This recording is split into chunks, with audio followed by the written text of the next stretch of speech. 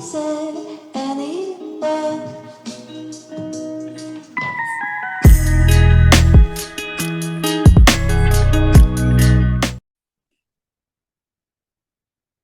Hey there, Tamara here, and welcome to the Loft. I have the absolute pleasure of having my amazing nephew, Nafees Norris from Philadelphia, PA, to be chatting with us today and sharing his inspirational journey. There is like Nafis is multifaceted. Let me tell you, he has done everything. I'm so proud of him. He has his master's degree. He's an entrepreneur. He is actually a biopharmaceutical process engineer. I couldn't even get that all in one take. I had to keep on looking at it to see exactly what it was. And what we're going to be talking about is a multitude of things on this evening that I'd like for him to share because the platform is going to be his to break down.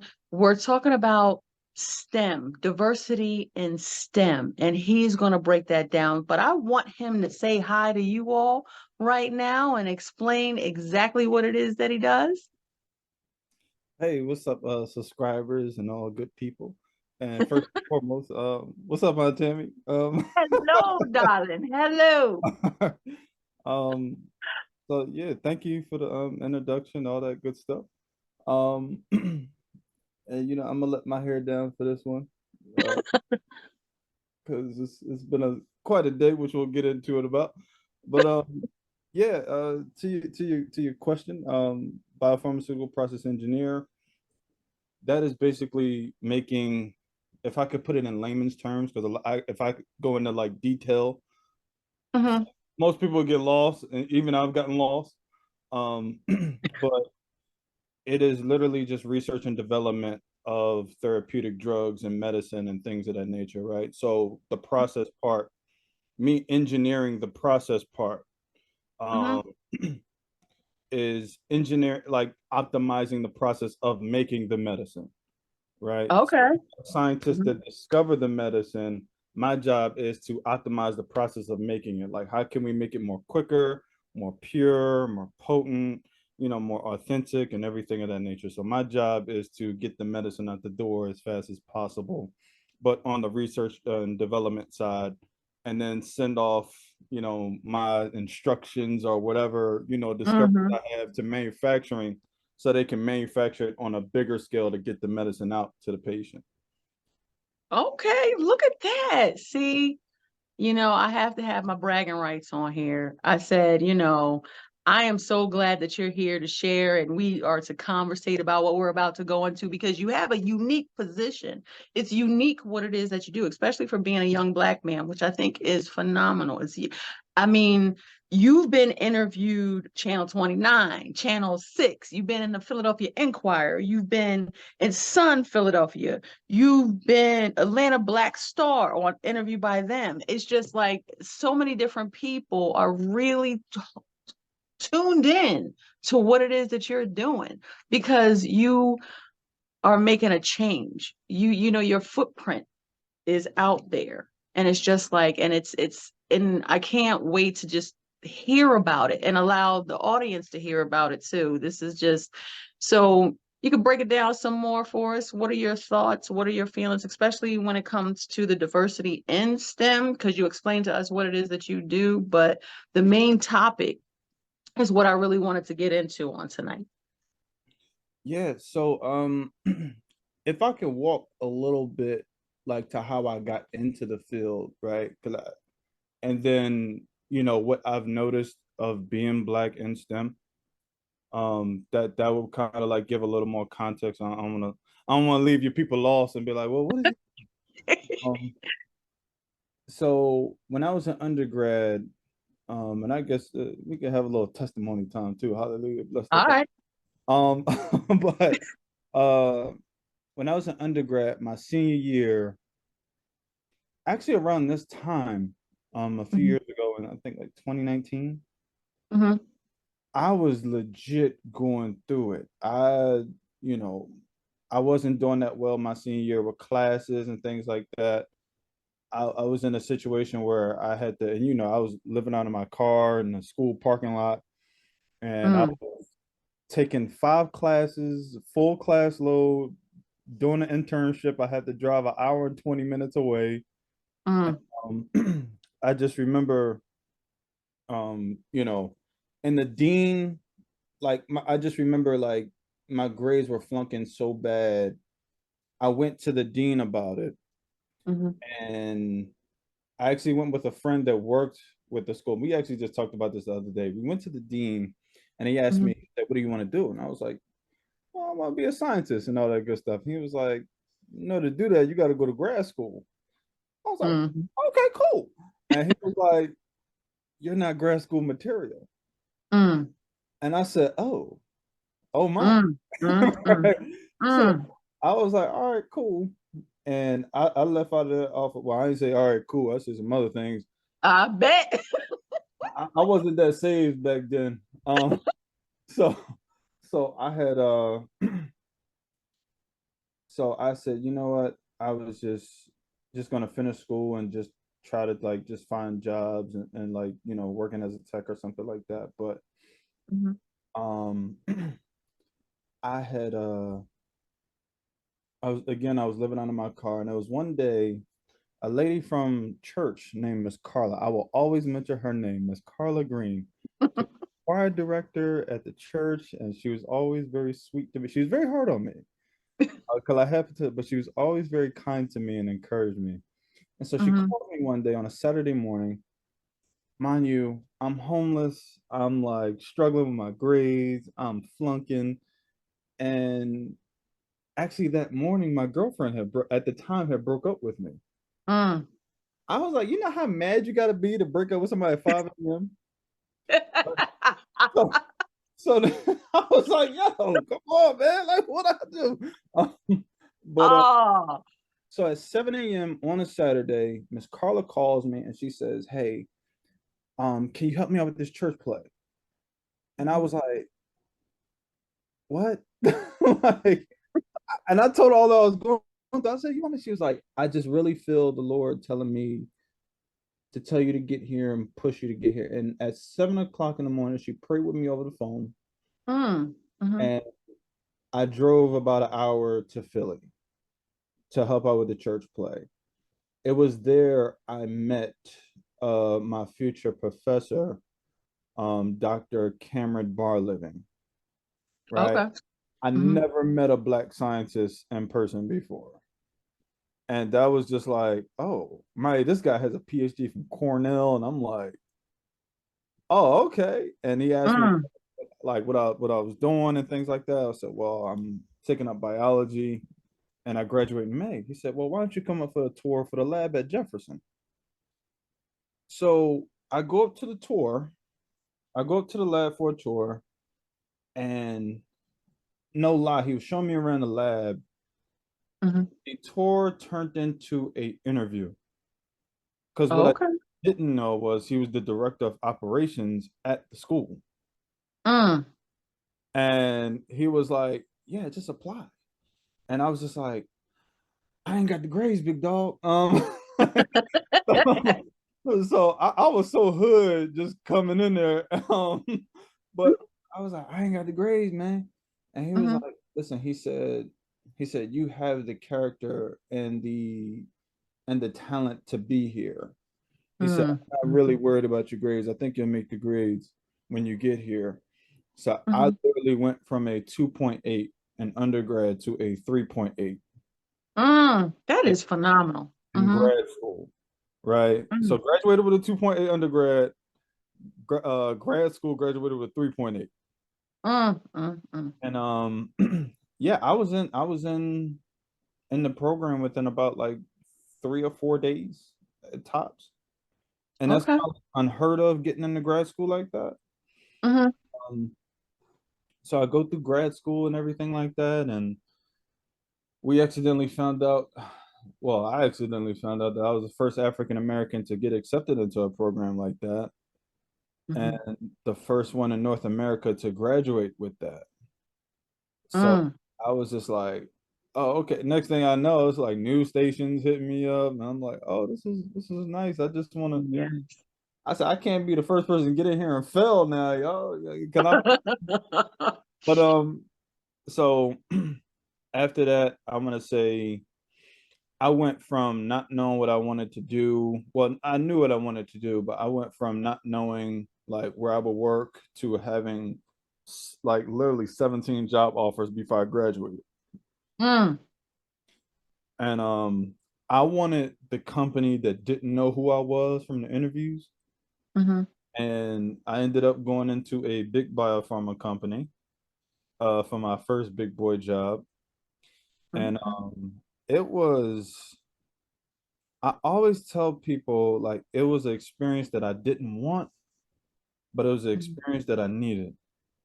Right. And I always talk about my manager. My manager was the he was very, very difficult to work with, but he was absolutely one of my favorite people, if that makes hmm any sense.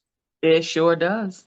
Because he pushed me to a point like, and mind you, I had one of the only minority managers, right? hmm He was Hispanic.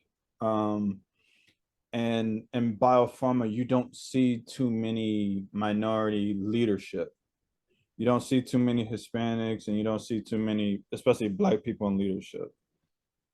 And for him to, we shared almost the same story, from hmm where he came from and his upbringing and how he grew up and how I grew up was very similar. So he made my life a living hell the first 6 months. I'm not gonna lie. He made it a living hell to the point where there were times where I would be working like 22-hour days.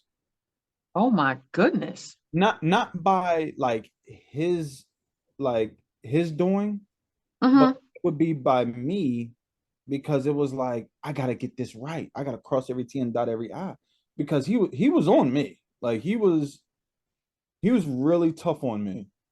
And and after a period of time, I felt safe being in meetings with him because, and I say safe in a sense of if I had something to say, he would listen. Okay. You know what I mean? Most managers aren't like that, hmm especially older ones, and he was a little bit older. hmm And man, this guy's a PhD from MIT. Mm. MIT people, they is about as cocky as I don't know what. But, yeah, he was just very, we would have conversations and stuff like that, and he was just very, like, very honest with me and just always really like, like you got to be on top of your game. Yeah. And so when I say I felt safe in meetings with him, it was in regards to, if I had an idea, he would listen. I felt heard. In Mm. fact, there were times I wasn't talking in meetings, and he would get more upset about that. Oh wow. He would actually be more. He'd rather me say something dumb in a meeting than for me not to say anything at all. Yep. He wanted your input. Yeah, and it was Mhm. nice to have that minority leadership under him. And again, he was the manager I didn't want, but he was the manager I needed because when I go, like now that I'm at a new company and doing my Mhm. own thing at the same time, Right. it's easy. I'm like working with him. I said, if you could work with that guy, you can work with anybody. But it was just, you notice different things, as a Black person, you notice different things. And I can't speak for nobody else's experience but mine. So if Mhm. this ain't your experience and you just had a hunky dory ride, then God bless you. But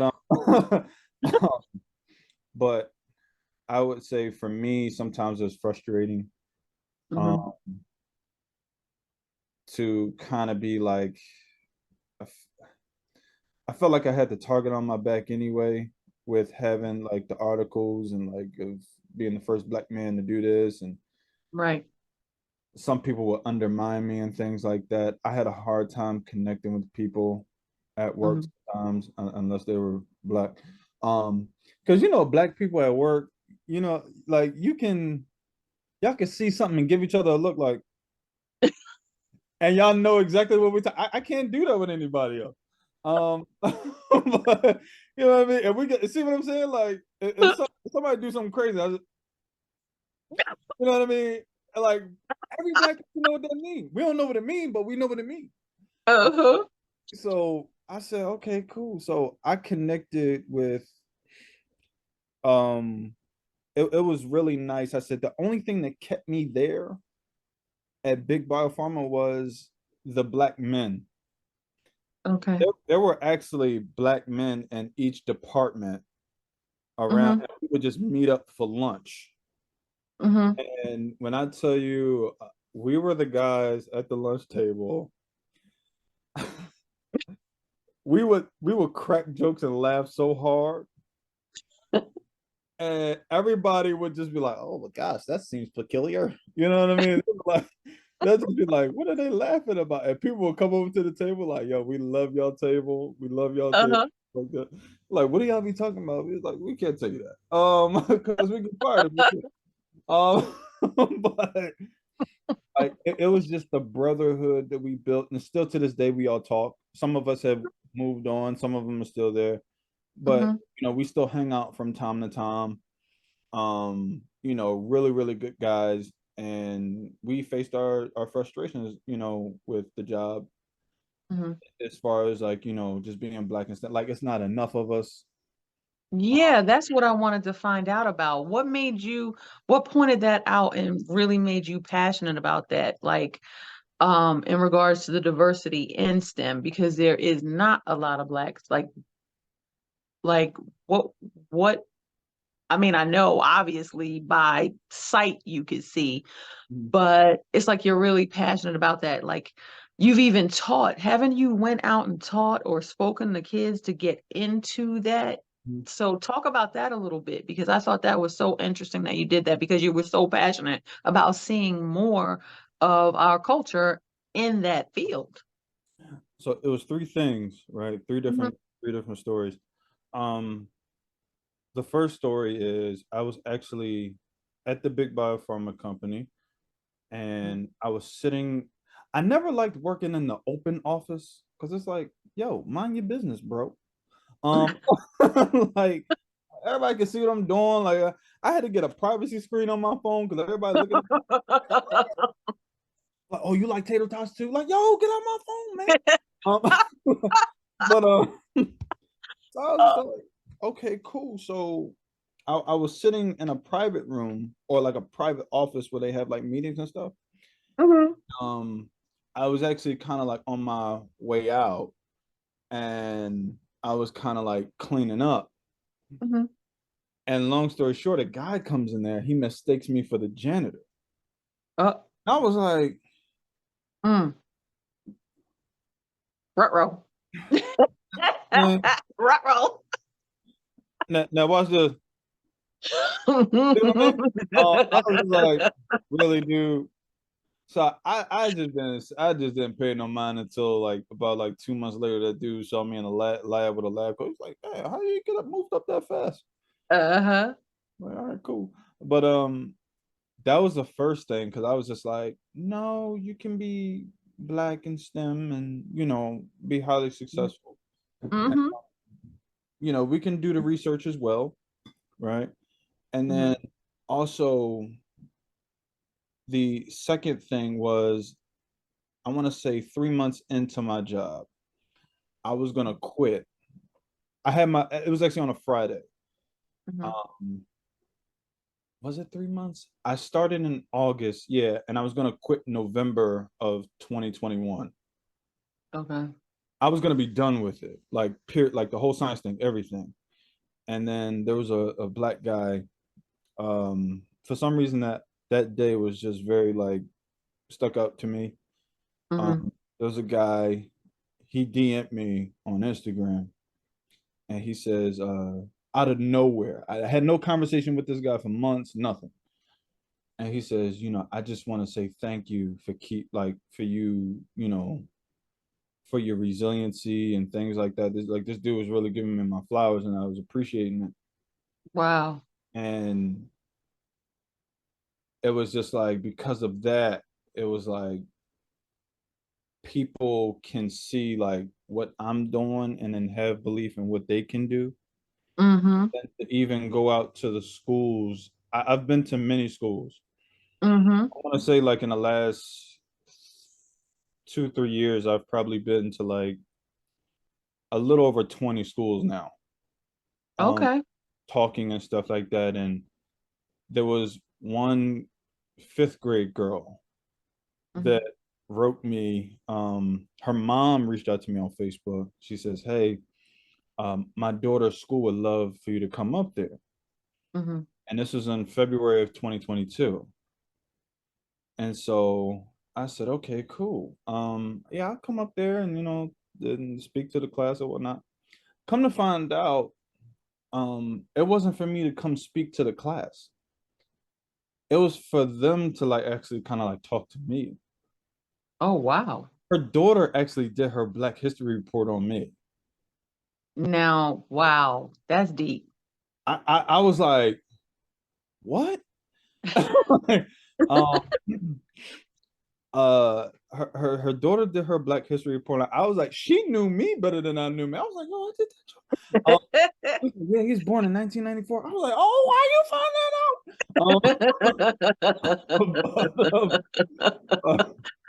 So, and the kids, they drew me pictures of me, and like they wrote encouragement letters, and they Mhm. said like how they wanted to, and a couple of them came up to me like how they wanted to be scientists too and stuff like that. And I was just like, oh, like I'm doing this for a reason, right? Mhm. It's really not about me. Um, and I'm just like, all right, cool. And I think the greatest people in life Mhm. are the people that serve others, Yes. not the people that look to be served. So Mhm. for me, I feel like this, like me staying in this field alone is serving others some type of, inspiration, I guess, from what I've gotten. I'm not saying that just off my own strength, like, oh, I'm here to inspire you. No, this is what people has been telling me. And Right. the fact that it's not that many Black people in this field, especially men. Yeah. You'll see quite a few Black women, six Okay. Black women on top of that. Mm. But not a lot of Black men, because it's like Okay. I feel like they can't do it until they see it. Mhm. We all see the LeBron James, we all see the Michael Jordans, and the Jalen Hurts of the world and stuff like that. But you don't see Mhm. too many people in a lab, Black men in a lab doing that thing. And I actually know a few quite personally. It's just Mhm. that we're not highlighted as much. Exactly. And then I'll be honest with you, some of them ain't got no swag, so that's why like a lot of kids just like, no, we don't want to. I knew you was gonna go. We don't want to do that. And I'm like, yo, Uh-huh. you can be yourself in this field. You can do that. And so that's why I'm like passionate about the diversity piece in STEM, because watch this. When you have diversity in the lab, Mhm. you now have more diverse decisions being made. Mhm. And ultimately you have more diverse medicine being made, right? Mm. Because you Mhm. don't see too many, you know, Mhm. for example, a lot of the clinical trials is probably like 2% Black people in clinical trials. Wow. Yeah, That's deep, Nafees. I had no idea. yeah, it's very low. Like you can't get Black folk to participate in clinical trials, and I don't blame them. Don't blame them, because you got a lot, like, one, people still getting over the Tuskegee experiment. Yeah, it's a lot that went on. And people, you know what I mean? And again, there's not too many like if you got Black doctors and scientists getting up there talking more often, Right. we would probably be a little bit more engaged, you know what I mean? So that's why I'm kind of big on like, yo, this is a cool field to, Yeah. be part of and things like that. And Mhm. so that's what made me kind of like go ahead and start my own company, because it's not that much diversity in it. And I think if we see more Black people talking and speaking up from this Mhm. field, um, it would be it will really do us a lot of justice as a community, because we're much more than ball players and music artists, which are great, and I thank God for them for using their Of platform to course. inspire. But you know, Yes. there's more than one thing that we're gifted at. You know what I mean? Yes. And this is great that this is being highlighted because before you got into this field and everything like that, I mean, I really admired the fact that you took an interest in that. And you don't, it's very rare. And so when you were sharing with me and talking about it and trying to educate me on it, and sometimes I can grasp some of it because it's not my lane. But what I did grasp is I was just like, wow, this is a great opportunity for you, like Nafees. And it's just like, and I'm so glad that a lot of people have seen that. And just like you said, you like we've been talking about, there's a lot of folks that wanted to interview you and talk more about it because it does need to be exposed more and us not put in what do you call it, different buckets or things, that they expect out of us. Um, there's like with this field, basically, is what I'm saying. I really did not, I didn't know a lot about it until you. So I'm very thankful to you for that because you have educated me. And it's just like, and I am so proud of you for doing that. And then you just went out and started your own business as well so that you can speak to more people so there can be even more diversity because it will just open up. It's just like it will open up so many opportunities especially for Blacks out there as well, because they're going to be able to see someone like them, especially the youth. They're going to be able to see someone like them do it and be successful at it. And that is admirable. And like I always tell you, I am so proud of you. And it's just like, and for you to have the platforms that you have to be doing what it is that you do. And I'm excited to see where the Lord is going to be taking you as well, because you just keep on moving on up. And I said, every time I hear you, like, okay, I'm doing this now, I'm doing that now. And I'm like, oh my gosh. But can you kind of debrief us on what it is that you want, what it is that your business is going to do? Like what exactly it's about, if you could share that with us. So so there's a lot to it, right? Hmm. Ultimately, it's just me teaching the fundamentals of biopharmaceutical process engineering, right? Hmm. In short, making medicine, the process of making medicine, I right? like that. A Hmm. lot of a lot of schools, there's actually about maybe two, three, maybe four universities in the country that teach Hmm. this concept, right? Hmm. There's not many programs that wouldn't even like they don't even have the expertise to do it, Right. right? So my job was to start and mind you, I know this is prominent industry. Um, Hmm. there were people with PhDs. I was teaching how to do things that I learned in grad school. Oh, wow. Mind you, like PhDs with chemical engineering and things like. I'm like, what? Like, huh? Like, bro, why? But not. But again, everybody learns at their own pace, and a lot of people just don't know. And one of Hmm.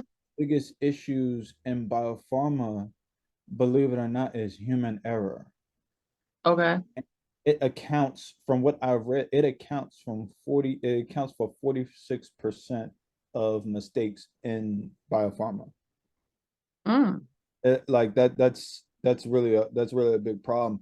And And somebody can was you break down biopharma too? Like for those who don't like really know exactly what that is, like me. so Hello.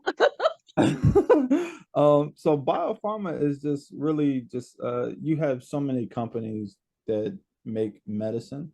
That's pretty Hmm. much They make biopharmaceutical drugs, whether if it's in a pill form Right. or if it's in like an injection form. Okay.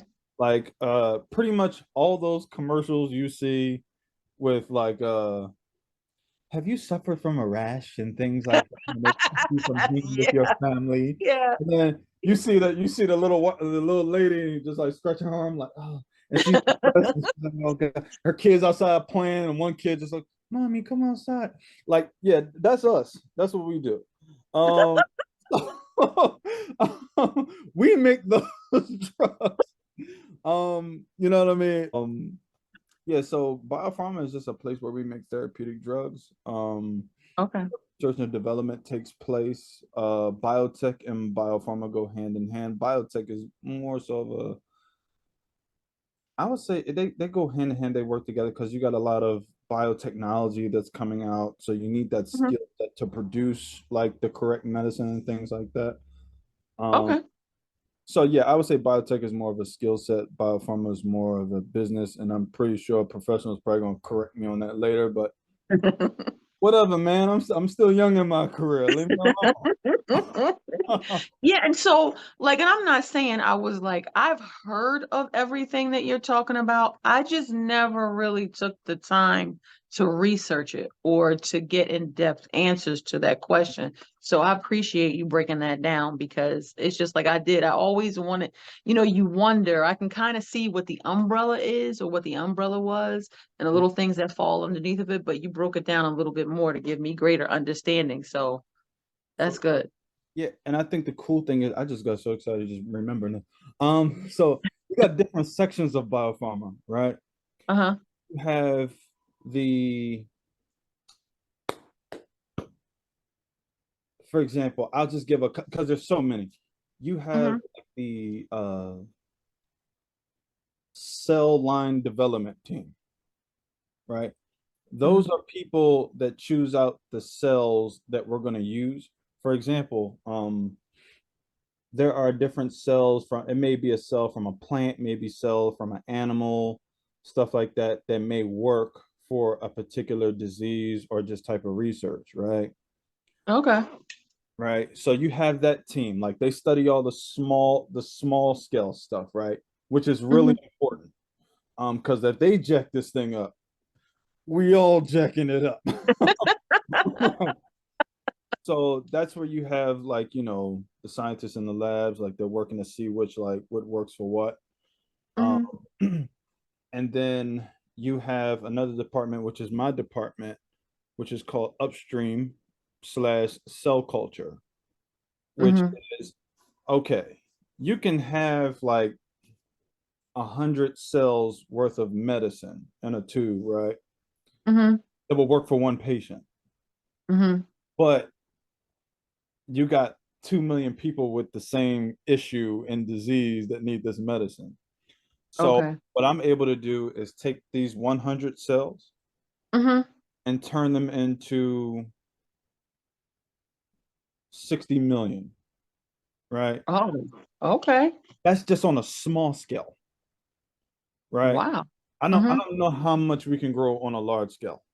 Mhm. Because it's millions and millions and millions.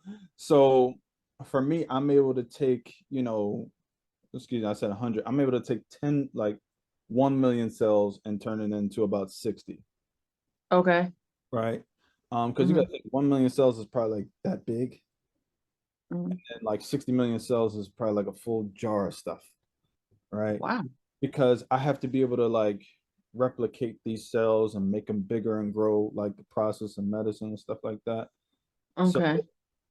basically, I have to put them in an environment that the cells can grow, right? Okay. And it's very tedious. Like you have to pay attention. It's just like watching your kids. Like I gotta know what nutrients to feed them. I gotta know what Okay. temperature to give them. I gotta know the pH Mhm. level to give them. I gotta know like is it too much light involved?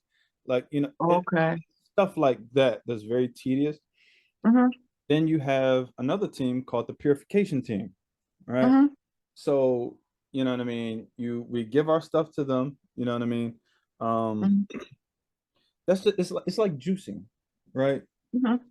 you put the thing, you put the apple in the well, for me, I strain my stuff. Juices is expensive, right? You got that right. But I'll put it like in the blender, like in Uh-huh. the blender. Okay, you don't just get the daggone juice and then like drink it. No, you gotta like strain it. Get all Mm-hmm. the thick nonsense that you don't want to drink out, right? Get the actual juice. So that's what the purification team does, right? Okay.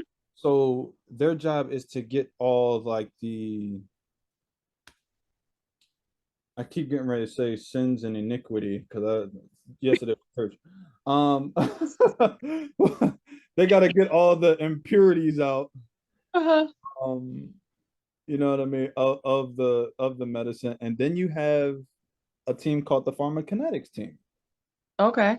Pharmacokinetics is they're the people that and I just learned this. They're the people that determine the amount of dosage that a body can handle. Okay. So you just can't say, all right, we're gonna give you like 1,000 grams of this. You will kill them. Yeah. They have See, to study like the amount of dosage which works for the body.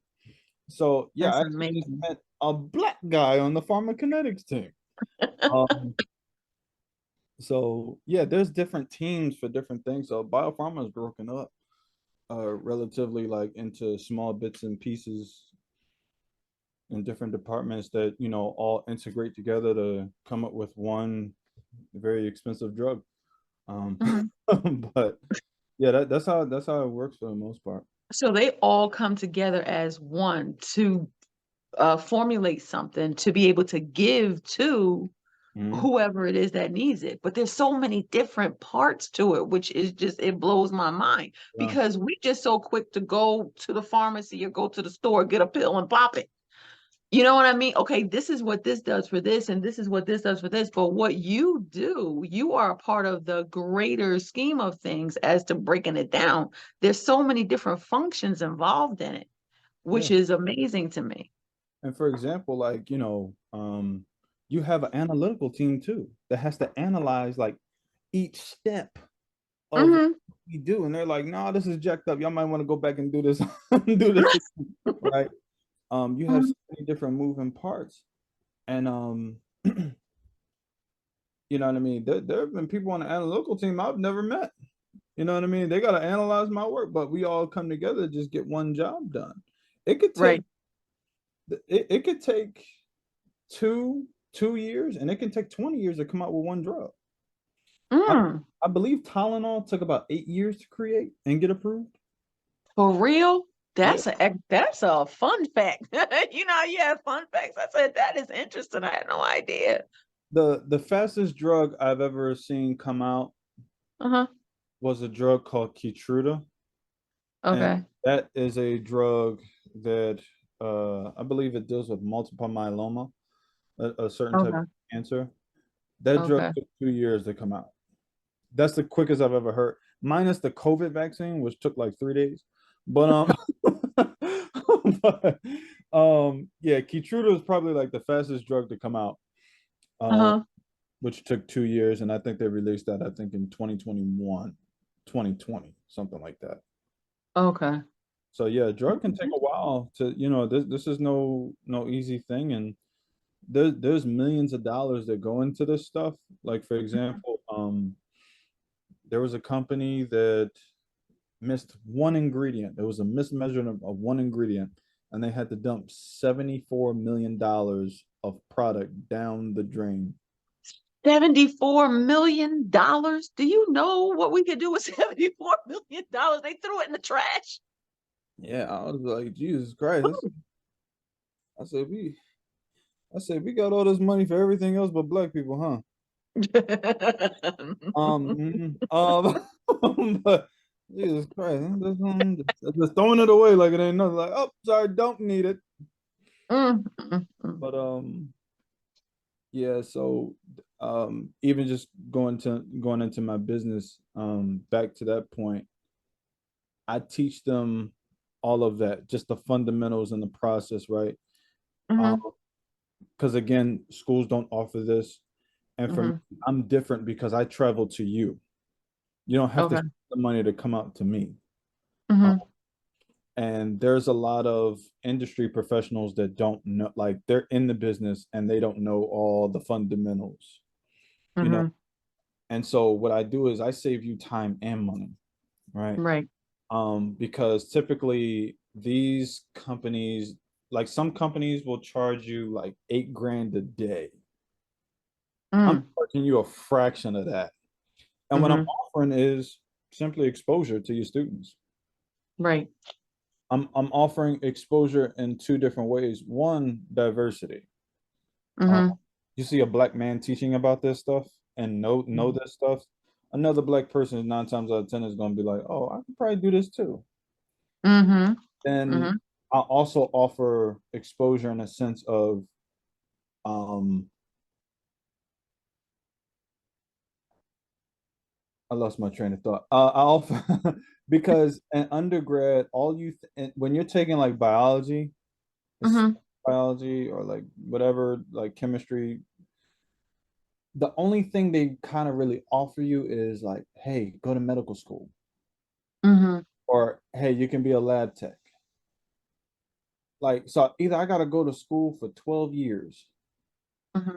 or I can be a lab tech and have to take an extra 6 years to become an actual scientist if I get promoted.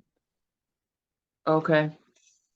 When I legit just offer, you exposure to know a new skill set. And I've also have I'm working with Jefferson to get people into the program. So the people that I expose to biopharmaceutical process engineering, I now open that door for them to go to Jefferson. Right. Mm. Me and Jefferson have talked. We're actually kind of like working out some details and partnering together like officially. Right now, Mm-hmm. we're unofficial partners, which I don't mind talking about. But yeah, it's because that program has done so much for me. Mm-hmm. Um, it's like, okay, cool. Like I want to be able to offer this to somebody else. Mm-hmm. Just think, like I actually know one girl, it took her about she started off as a lab tech, like started as a lab tech, like I specified earlier. Mm-hmm. And it took her, I want to say like 4 to 5 years to become a scientist. How long? Like 4 to 5 years to become an actual scientist. Oh, okay. When all I did was 1 year of grad school Mm-hmm. and I became an associate scientist, and in a year and a half, I became a senior scientist. Wow, that's a great accomplishment right there. Now, mind you, on top of that, like she had to work, her way up when, Mm-hmm. and I'm very transparent about this, where in about a year and a half into my career, I started making six figures, right? A lot of people don't know about this type of stuff, and it's just like, no, like you can, like, people think scientists is like, no, we get, we can do stuff, Yes, indeed. you know what I mean? But Mm-hmm. um, and I think it's kind of important to tell because people need to know what they're getting paid when they attempt these careers. You know what I mean? That's why Exactly. I won't give you the exact number, but I can give you a ballpark. Yep, but it is just like not only will they be helping Yeah, people in the country, they will be uh, profiting from it as well. You'll be compensated. Let me not say profiting, but you'll be compensated very well for the work that you do. yeah. So my business is just to offer them a skill set. Of course, this is just the first part of my business. One day I'm gonna have my own lab, Mm, um, and actually doing this, and because you don't hear too many black-owned laboratories, no. I want to create that space for it to be done. Um, Okay. and then also, I would say, yeah, the end goal. Like by the time I'm on a walker, I want to have a school, a STEM school, where Mm, the lab actually pays for the students to go to school for free. I don't. Wow. I want it to be European based because we are the only country that actually pays college tuition. Okay. And I don't really agree with college tuition because I'm still paying back the student loan. But but I just want to make it like less of a hassle for students to worry about having to pay for school and work a part-time job. No, no, go to school, learn what you need to learn. The business will pay for school. Because you got these companies, in any field, just just in, like putting away money and like don't. And I'm like, why can't we put that money towards like why can't I put that money towards education Yeah. for people to go to school for free? And Yep. um and again, I wouldn't hire bait off of the 4.0 GPA. Excuse me, I wouldn't just accept students because they got a 4.0 GPA. No, what's your character like? Because Mm-hmm. you're about to make medicine. Like this is what you're about to do for a living. And like you can't be one of them people. And I'll say going into a lab, everything that I research and develop in there, Mm-hmm. most people have some people I've seen like kind of have an attitude and not be excited about going into the lab. For me, Mm-hmm. it's like even the little thing that I do in the lab could play a big part in research that Mm-hmm. a medicine that I'm taking one day. Right. So if Yeah. this could be something that my mother needs to take one day. This could be something that Yes. my aunt Tammy got to take one day. So I don't know. So that's why I For said, real. and people don't care if I got a headache or if I'm not feeling well, if I'm tired. Like they want their medicine. So I have to make sure, that I give them that. You know what I mean? To I the best love of it. my enthusiasm. I love that. But Nafis, I thank you. I thank you. I thank you. I thank you. And you know how proud I am of you. I cannot continue to express it enough. It is just a pleasure to see you doing your thing and representing very well in what it is that you do. And I know the Lord has so much more in store for you. And it's just like because you're going to make a change. It's just like you're one of those ones. Like I shared earlier about the footprint, you're going to make a change in the environment. You're going to make a change in the future. And it's just like, and we need that. We need more of that. Your business is going to allow for a ripple effect as well, which is great. And you have accomplished so much at such a young age. And that's why I'm like, kudos to you, my darling. Kudos to you. How y'all about to shut up? It's like, no, I'm playing.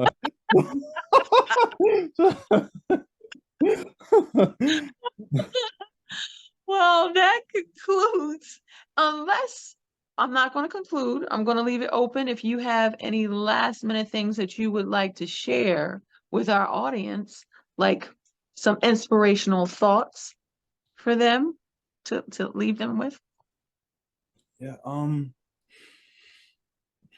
I would say the only thing I would say is in regards to like me getting into grad school, the way that I got into to grad Mhm. school, what I tell the younger students all the time and just anybody in general, like your character will take you places that your talent cannot.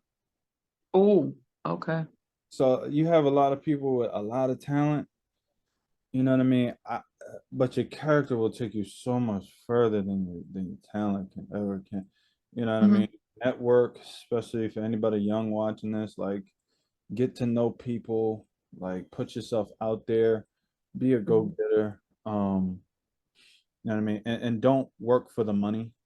Hmm. Because a lot of people they put themselves like, oh, I'm chasing. If you keep chasing this dollar, like you're gonna be chasing it forever. But if you chase Yes. passion, the pay. I always tell people chase the purpose and not the paycheck.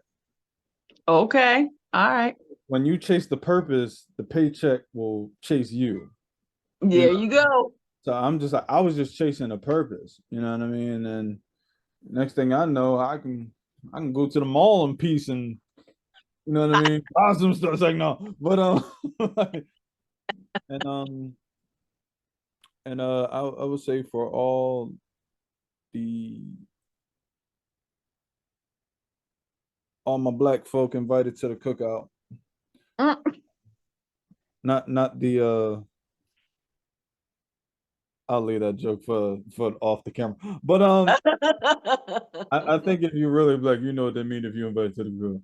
Um uh but I would say like all like there's no such thing as a dumb question. Always speak up.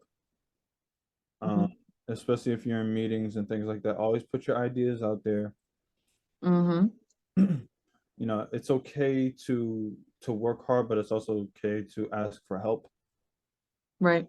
The smartest thing I ever did in my career was ask for help. And just like I really pride myself on that. If I really don't know something, I will go ask for help. A lot of Awesome. people find that as a weakness, but that is actually one of your greatest strengths, to put Mhm. your pride down and humble yourself to say like I need help, and then you'll end up Mhm. learning more than what you need to know when you do that. And I Right. find that to be the case. Um, and yeah, just like I said, always, stand your ground in a humble way. I had somebody at the actually today, uh, Mhm. Mhm. raise their voice at me. I said, hey, I said Today they did what?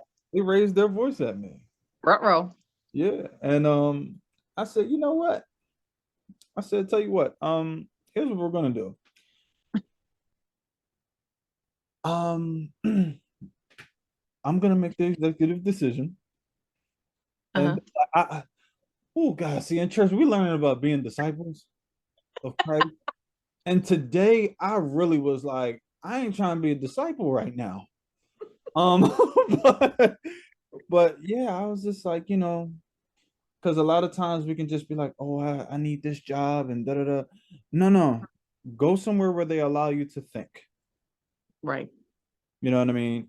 Don't just go into a company and say, and this is also big. Don't just go into a company. If AV edit this out, I'll fight him myself. Don't don't just go to a company and just be a yes person. Right. You know what I mean? Like put yourself out there. Take on a new challenge. Um, debate back. You know what I Mhm. mean? Like debate. You know what I mean? And stand your ground in those meetings. Like, hey, no, I really think this is gonna work. Can we try it this way? But also Mhm. don't like, we can bleep bleep bleep you know what I mean? Don't do that. But for the Yeah. most part, just be humble about it and just I would say fight for what you think is right in medicine and things like that, and just amen. Amen. I love it.